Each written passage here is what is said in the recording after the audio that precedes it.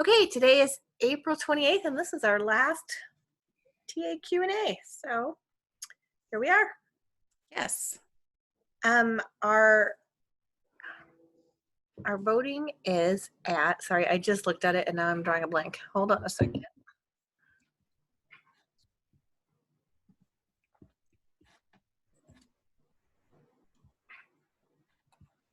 It's better, but it's still not great. 41%. So 3%. All right. 4%. Okay. 7 yesterday.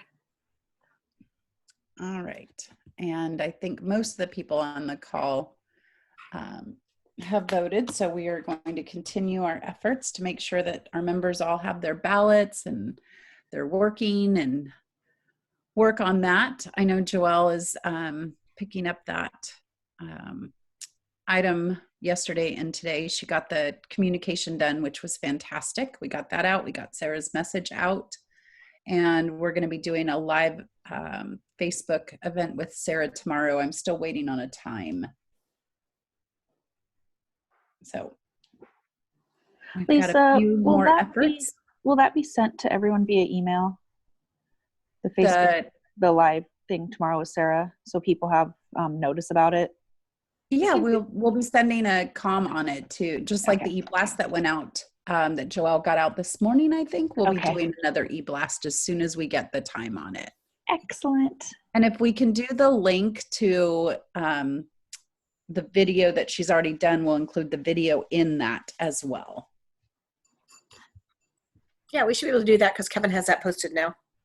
Yeah, so we'll do all things into that letter. Hey, Joelle. Ooh, that wasn't you on that photo, was it?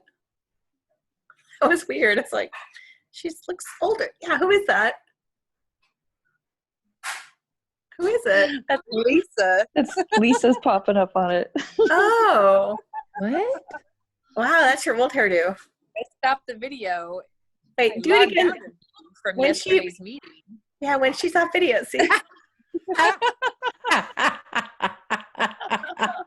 She looks some like hair there. She looks like someone from like a commercial for prescription drugs or something. I don't know. So funny. I had the mindset to log out as you, Lisa, but apparently I don't know how to get that still photo. I used to just have a J on there, and now. Yeah, until yesterday you had a J. Yeah. Oh, that's great. Thanks, Joelle. I thought it would put my real face up there. Well, I'm sure that everyone is super interested in that, but do we have any questions today? That was a very smooth transition. Allison sent me one that I have to edit. Who did? Allison sent me. She's smiling. She knows what's coming. Look at her. She's like, oh, but I have to edit it because. Does it have a swear word? Yes, many. Did you write it, Allison? No. They're talking about the call out and contactability. For reserves, obviously. But yeah. Time on reserve prior to check-in does not count as part of duty period for calculating maximum day. That is correct. So the person says, you're telling me if I go on call at 4 a.m. and don't get assigned until 9 a.m., you can work me for 14 hours, so until 11 p.m. Well, they can schedule you for 12. 14, I mean, you still have the same duty period. Your wrap is different from your duty period, so they can schedule you for 12. You obviously could be rescheduled to 14, but at that point, they can only schedule you to 12. So yes, I guess that is what I am telling you without swears. Okay. Do reserves get paid the 200% for the hours between the 14 and 16? Yes. Okay. I mean, they do today, right? That's not new language. That's a side letter. Yes. You're right. It is in the side letter that was done for the 16-hour call out, or the 16-hour. Yes. So that doesn't have anything to do with the extra $2.50? No. So that 200% is a thing that was agreed to probably like over a year ago now that has been in practice, that currently you can be rescheduled up to whatever, an hour and a half past your original time of the duty table, but they can, and except that they can go over up to 16 to deadhead you to a place of rest.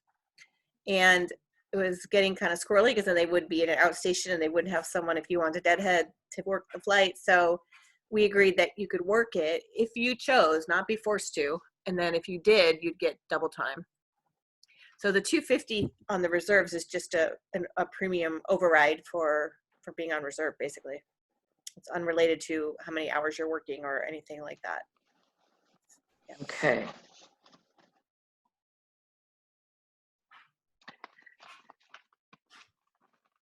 So is there anybody that can tell me if on the reserve we're going to be able to do it the same way we do our PBS bidding?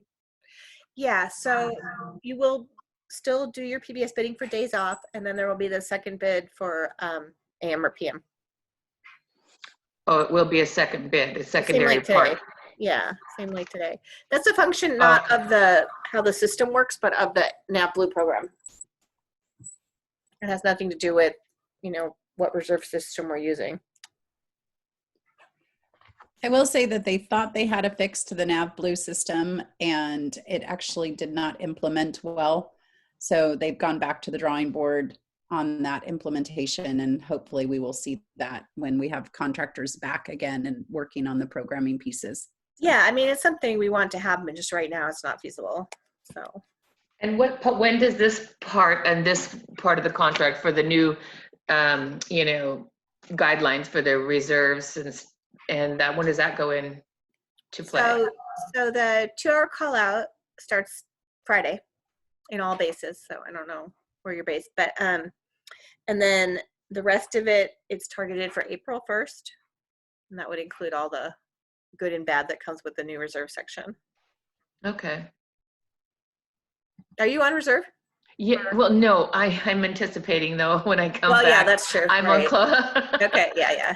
So right now anyway, and so I'm thinking, okay, for sure, I'm gonna at least want to know what the differences are since I've been on reserve. So and of course pain is going to be a pain, but you can still make your preferences, right? Absolutely. Okay. For me anyway. For some it works out great.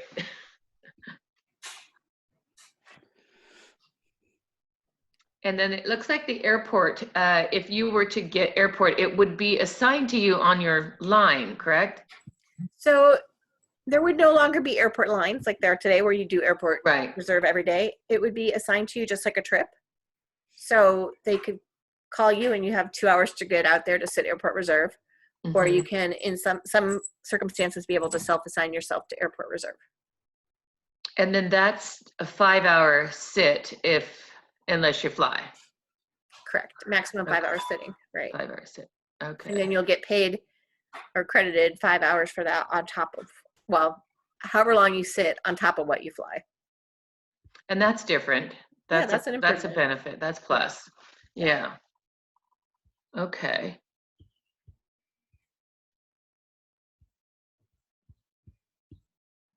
So the ER, that's new.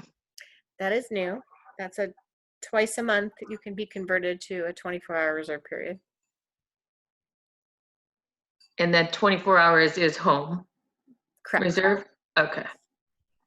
And so you basically would be, if you were AM, you'd be, converted to an ER for a 24-hour period in lieu of, having 2 days in a row for AM. Well, you'd have, right. So you'd have 24 hours and then another 14. Yeah. You do have the ability to preference what day you want to be converted. So you can try to make the last day of your block so that wouldn't happen, but obviously there's no guarantees on that. Ah, good idea. Yeah.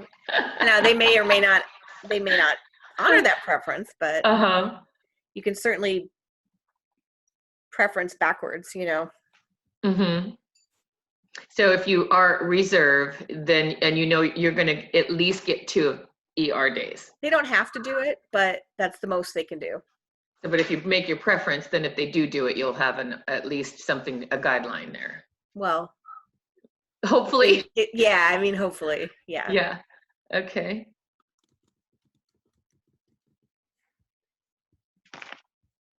And the new thing about trading in trips with the jet bridge trade, Mhm.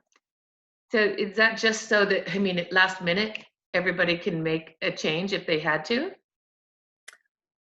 Well, so yes and no. I mean, it's more like currently you cannot do a trade in the outstation, right? Mm-hmm. Only in the domiciles.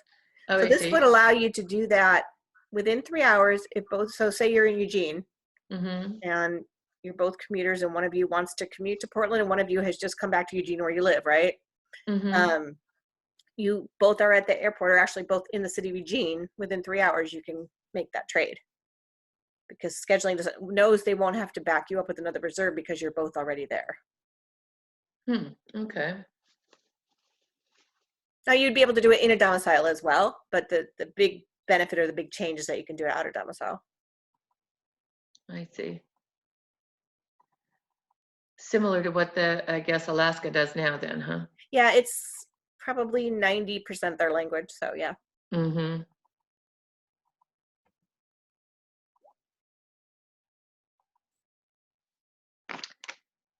And I saw something in the way of the difference in the line holder at 3.67 and a reserve is 4.17 If a line holder picks up a reserve day, if they pick up a reserve day. Okay, so it changes that to 4.17.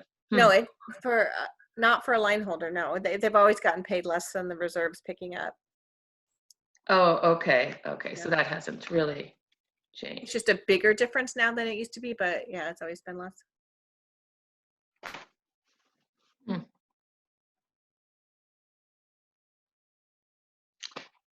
All right.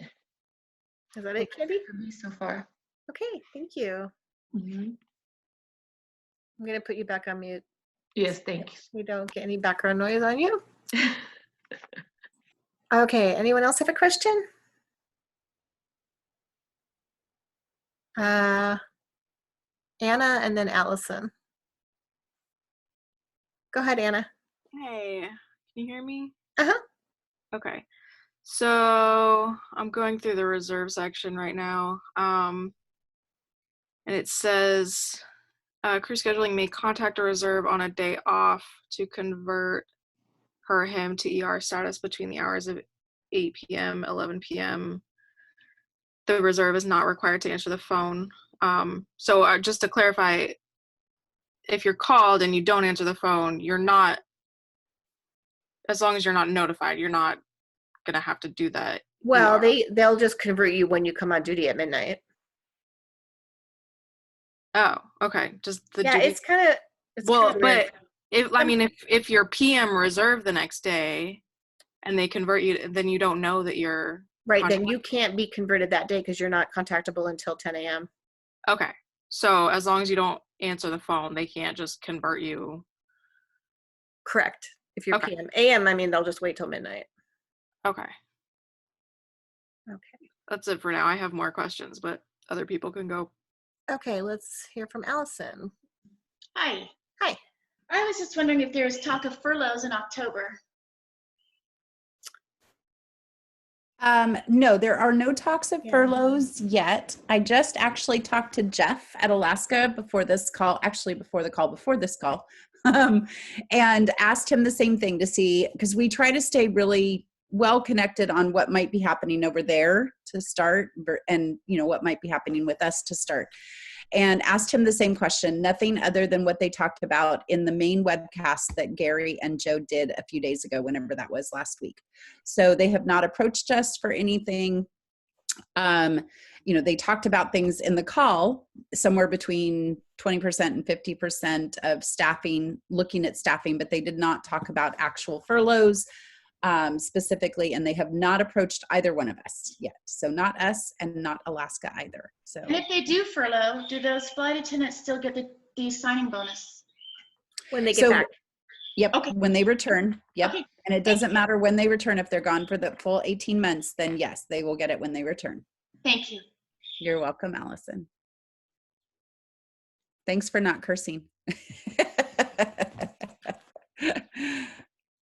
I know the reserve is a really big concern for people, and I understand that contactability piece and the fatigue piece. We still have fatigue protections in our contract, and if that were to start to happen on a regular basis and people were seeing those 19 hours plus, the fatigue language is in there. And I will say that our fatigue chair, Jennifer Levkin, has been very vocal about our fatigue reports have been accepted.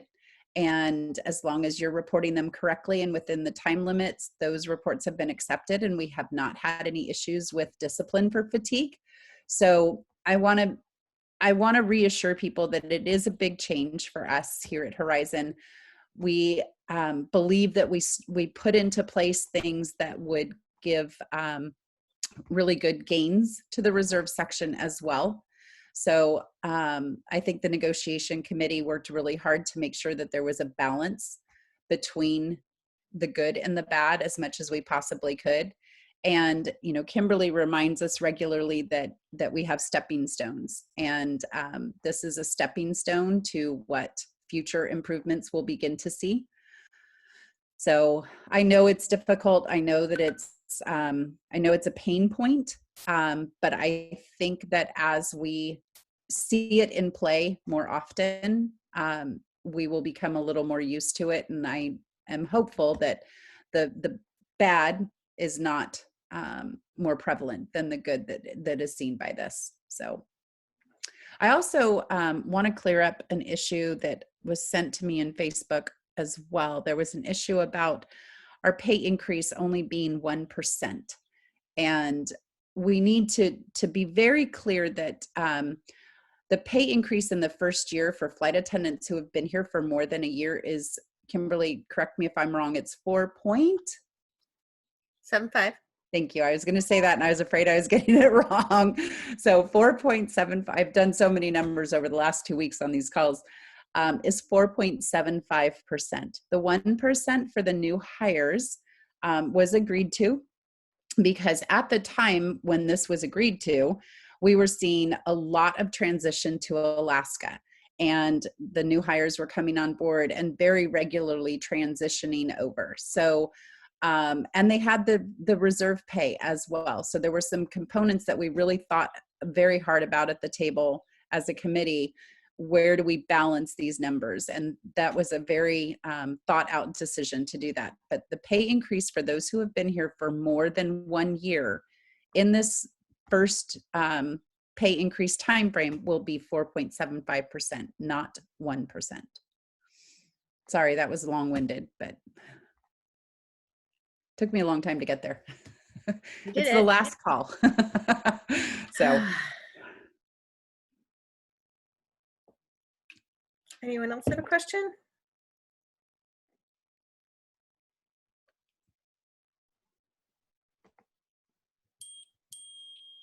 Okay, Anna, Oh, go ahead. unrelated to the, oh, No, you're fine. okay. Started talking before I was unmuted. It's a little unrelated to the TA. But so, it's about reserve and trading with trips out of domicile. I haven't seen any change about this. So I had a supervisor recently tell me that I can't trade any portion of my reserve block for trips with a flight attendant from another domicile. And that's nowhere in the contract. So I'm just wondering what your stance is on that, I guess, where that falls. And That you mean, so you can't trade your Portland block for someone else's Seattle block? that I couldn't trade a Medford block for Seattle trips. I don't think you can trade a Portland trip for a Seattle trip, can you? Yeah. Can you? Caught me off guard with that one. How do you do that? I guess. Well, I think you'd have to just do it sequential. Well, I mean, no, you have like to do it as one with another transaction. flight attendant, with another flight attendant. Right. Yeah, you're right. It would have to be the same transaction, or else it would show that you were busy. I don't know the answer to that. You're right. That's not in the contract either way. Yeah, because I was trying to trade my reserve blocks for somebody else's trips. They lived in Medford and they wanted reserve in Medford, so it it would have been no loss to the company. It would have been we both wanted to do it, so it was weird that I was told that we weren't allowed to do that. I mean, I guess indirectly you could get someone to hold either the trips or the reserve days on their line while you make the trade, That is actually what I ended up doing, and it was a big headache. Oh, it would be a big headache. And in case something happens, that person that's helping you out can get stuck with it, Yeah, right? it was really stressful. I don't know why that would be, actually. So you're right. That's not a TA question because it wasn't addressed, but we can Kirk's certainly on look the line. If I don't know if he wants to jump in without having thought about it, but he's on the line if he wants to think about it and chime in here. He's our grievance chair, our co-chair for MEC grievance. So give him a second. He may chime in on that one, Anna. Okay, I just figured while I had so many of you here, I would put that out there. I should say that I think this actually has worked as a really good venue for all of us. And so you will see more webinars like this coming from your LECs and your MEC. At least in the current time, we're going to be doing these. So we're going to be putting together an MEC meeting soon. Both LECs did a meeting both yesterday and then last week. And so you will see us much more visible on this type of a venue going forward. This is just a really great way to get together with members, and there will be lots of opportunities for us to do just, maybe a reserve Q&A one day and a leave and benefits Q&A one day. And, what are the problems out there with food and beverage? I mean, just all things. So I really do hope that we continue to build on this going forward. So I'll let Kirk talk because I know he jumped in there for a second.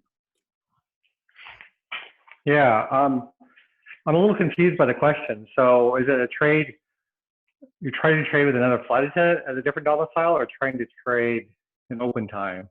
With another flight attendant. With another flight attendant? So she's trying to trade her Medford reserve block for a Seattle trip with another flight attendant. Oh yeah, I've never dealt with that. Right. Usually a trip for a trip, not for a reserve block for a trip. I would think that. you should be able to do that. Yeah, you should be able to do it. I just don't know how it's accomplished in Ames. If Ames is programmed to do that. Well, I think you'd have to probably talk to a supervisor because I don't think it's going to let you. Yeah, and that's what I did. I brought it up with the supervisor, and she said I can't do it because I can't trade reserve with someone from another base. When was this done, Anna? When did you find out this information? This was actually the trip was for the beginning of April, so it was in March that I was trying to get it all. Well, what supervisor told you this? Suzanne. Suzanne. Oh, okay. Did you happen to file a grievance on it? I did not. I talked to, I think, Melody, who was working with the reserve. But yeah, I did not file a grievance. Jamie Moore may know on the Ames side of that, if how that would. I actually did talk to her about some of it. She said part of it was she sent something through to get it looked at, but you did. Yeah, not officially. Okay. Well, let me follow up with her, and I'll see if I'll try to get a hold of you somehow. Okay, thank you. In your contact. Yeah, it sounds like we need to get a focus on this because there shouldn't be a reason it should not have gone through. It should really be allowed. Okay, thank you. As long as all management should be caring about is that there's coverage. And that you're legal. Coverage is coverage. Yeah. Yeah, it's legal, exactly. So that's what I thought. Yeah. So I'll focus on that for you. Okay, thank you. Yeah, absolutely. Thank you, Kirk. Sure. Maybe we'll have a grievance webinar too. Anna, you can be a celebrity.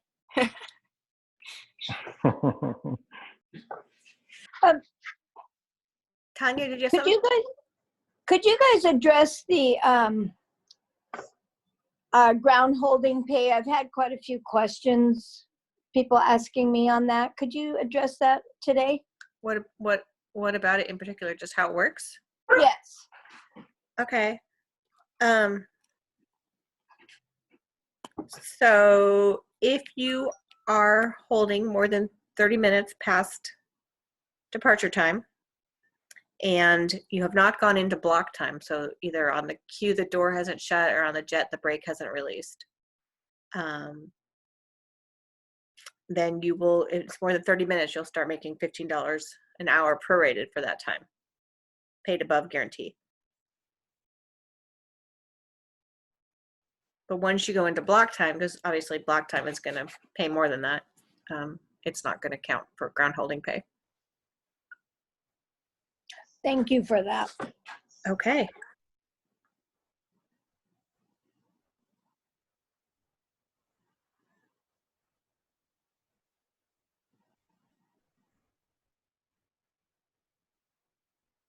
Silence. Anyone? Anyone? Silent. It's okay. The sounds of silence are nice in a Q&A session sometimes. All right. Well, Candy, do you have anything else? It's your first time, I think. Okay. If that's it, I guess we can call it and know that. I did have something else before we go. I just was looking it up because I wrote it down and I can't even read my own writing. It's more about the ER thing. I don't know. It's something about the pay being 1 hour above ER. Is it different pay? 1 hour above ER. Yeah, it says, I don't know. I was going to look it up on the contract. I don't have it in front of me, but is it different, do you know, or is it the same? I'm not, no, it's the same pay. I'm not Okay. sure what there is. There is a credit. There is a credit, and I can't remember if it's 1 credit or 2 credits. It said 1 credit. Okay, Okay. so that must be it. There is On page There's a 63. credit if they convert you and don't fly you that day. And that's what it was. Okay, Okay. yeah. So So if they obviously do that's a that- good pay because we don't have an ER reserve right now. Right, okay. And are there gonna be airports, in each of the airports now, airport reserves in each of the airports now, since they took away, Spokane and all the others? Well, they've taken all away except Portland and Seattle, which we're grieving. If they need them, they will put them there. Okay, so we don't know for sure anything yet. No, I mean, it gives them a little more flexibility because they're not locked into, okay, it's going to be every day from, 4 to 9. They can, as long as you give you 2 hours notice and it's still within your reserve period, they can send you out whenever they might need you.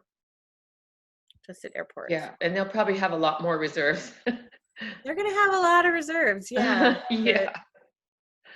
To choose from. Okay. Thank you. But there is a max on, I think it's 4 times a month that you can sit airports, so. Okay, well, that's 2. All right, I think that is it for me. Anybody else? Yeah, Anna has another question. Go ahead, Anna. I'll be on mute. Hold on. Hey, am I good? Yeah, okay. you're good. Okay, so I found one more. In the reserve section, when a duty period carries into a day off as a result of operations by 15 minutes, the reserve will be paid and credited 4 hours. But then it says only, provided that the reserve schedule for the month contains no more than his or her minimum scheduled days off of 12 or 13. And then it says vacation will be considered a day off. So if I have vacation 1 month and I'm flown 15 minutes into a day off, more than 15 minutes into a day off, I don't get that 4 credits just because I have vacation that month? So just like a line holder, a reserve's schedule is their days off are prorated for other planned absences, including vacation. So it's not a 1-for-1 reduction. So realistically, when they build your line in normal times, let's not talk about today. Right. They're going to build you to the maximum number of days they can set you reserve, right? So if you don't have vacation, that's 18 days. And then the table in the contract, in the back of Article 7, 6, says how many days off will be prorated for vacation. And so if you have a week of vacation, and this is in a 31-day bid, that means you are available 24 days, right? Let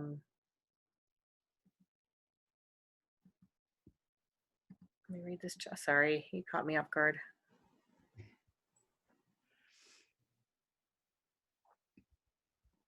Oh, days. I'm reading. I was like, days available. Okay, days available, 24. So that would give you 10 minimum days off with your vacation. So really, you're going to have 17 days off, right? So, Okay. So as long as you don't fly, as long as you still have those no more than the 10 days off, your minimum days, whatever that is, then you will get that. But it's to make sure that it's to ensure that reserve flying doesn't get into your minimum days off. So whatever your minimum days are off are, that's the number that you'd be looking at. And you can look at the chart to see how many minimum days off you have. Okay. It's just confusing why a vacation day would be considered a day off for, like, just for pay purposes, I guess.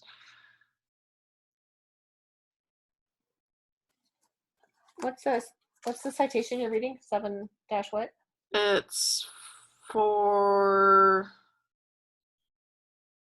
yeah, like, I guess, is it 7-4? Well, it would be a 7, then a letter, Oh. and then 4. Oh, B, general. Okay, hold on. Yeah. And then 4. That's okay.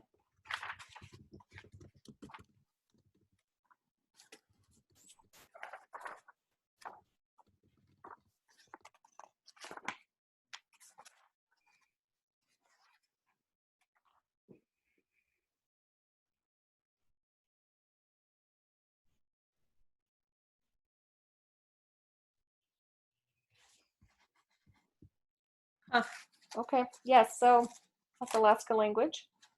And Okay. it does actually say that would count for your minimum days, but only for operational impact, not for pay. Right. Okay. Sorry. I just wanted to make sure I was understanding it right. Yeah. Really good questions.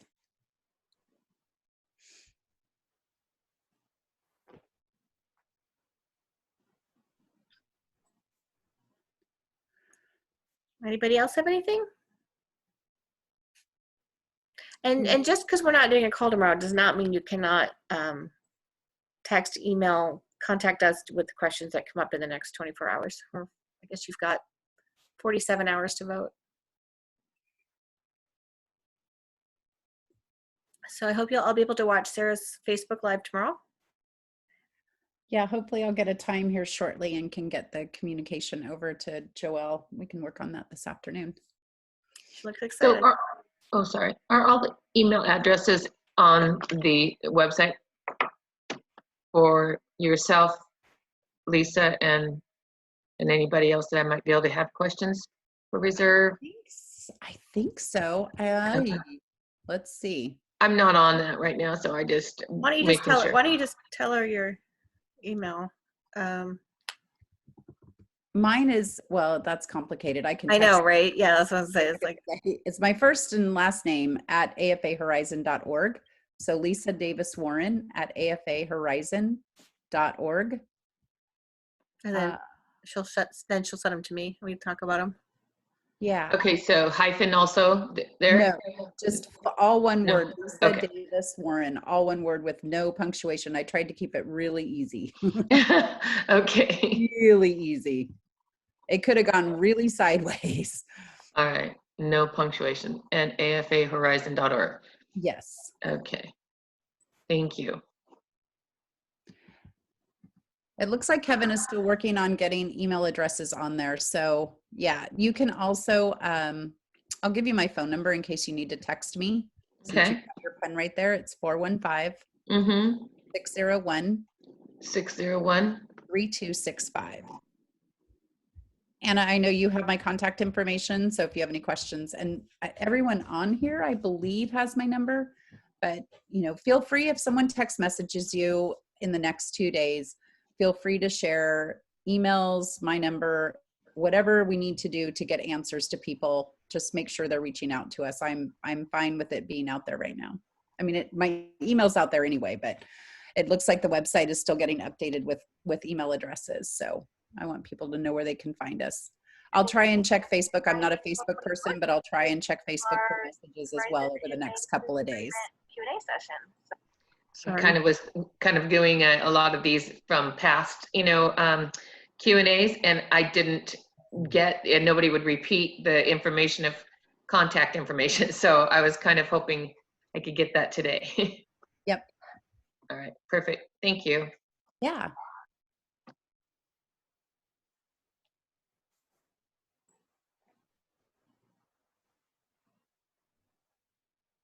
Anything else? Jenny, do you have any questions? I see you're on with us today. Do you have any questions for us? Okay. Okay, so how about a reminder to make sure everyone gets out there and votes? Yes. Kirk, Joelle, do you have any words?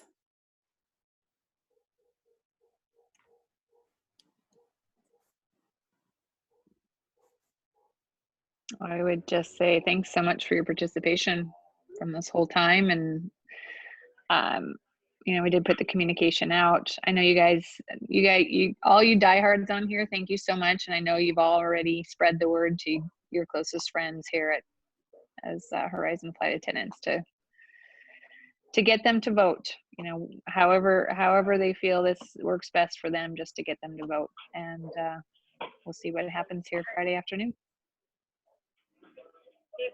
He was starting, but Yeah, I just want to thank everyone that's been on here, and being involved, getting educated on this. You can vote based on knowledge, not on fear or rumors. So thank you very much. Yeah, and if any of you have become really, interested and knowledgeable and have developed a real interest in the areas that you're asking questions on and would like to be part of a committee, remember that there's those opportunities as well. We welcome all volunteers all the time. So if any of you being on here listening all this time have decided you really want to start working with us as volunteers, let us know. We'd be thrilled to have you.